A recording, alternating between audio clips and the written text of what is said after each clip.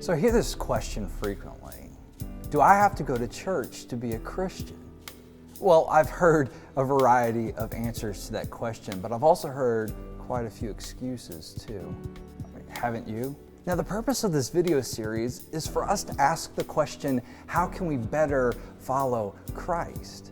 With that purpose in mind, I'd like to answer the question, do you have to go to church to be a Christian? And the answer is yes and no. No, you don't have to go to church to be saved, but if you want to become a disciple of Jesus, that necessitates being around other disciples of Jesus.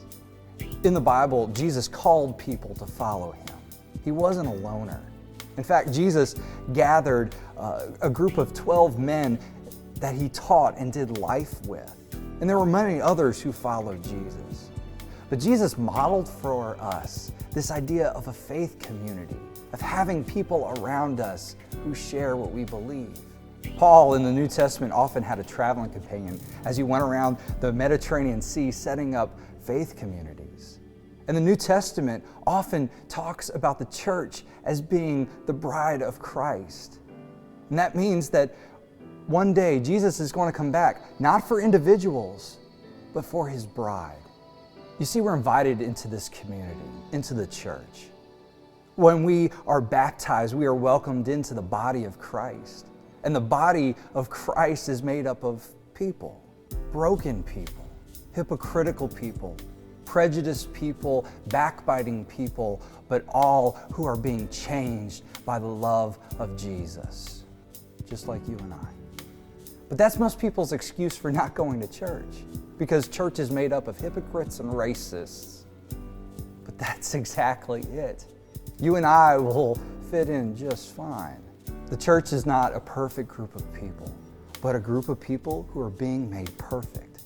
That's the way God intended it, because he didn't want there to be a prerequisite for you to walk through the door. You see, it's through this community, through the church, that we learn to grow in areas of service and obedience, spiritual growth and love.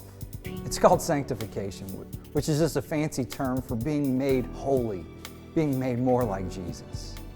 I've heard it said that if you were stuck on an island, you could become a Christian, but you can never be made fully like Jesus, because the method that God uses to transform us is other people.